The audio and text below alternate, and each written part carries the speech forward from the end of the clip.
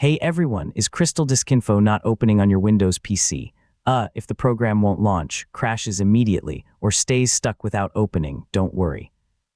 This issue is usually caused by corrupted installation files, permission problems, software conflicts, or outdated system components.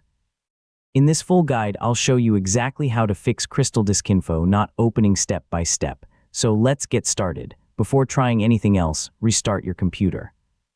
Restarting Windows clears temporary system errors and closes background processes that may be preventing CrystalDiskInfo from opening. After Windows restarts, right-click the CrystalDiskInfo shortcut and choose Run as Administrator. Administrator privileges allow the application to access smart information from your storage devices. If CrystalDiskInfo still doesn't open, uninstall it from Windows Settings, then download and install the latest version from the official website. This replaces any damaged or missing program files that could be causing the problem. Sometimes Windows security or third-party antivirus software may block CrystalDiskInfo from running.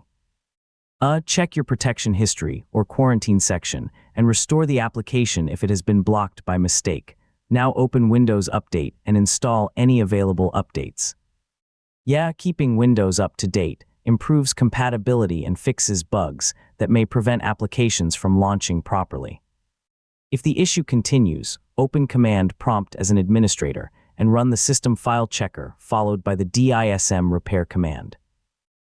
These built-in Windows tools can repair damaged system files that may be preventing CrystalDiskInfo from opening, and that's how to fix CrystalDiskInfo not opening.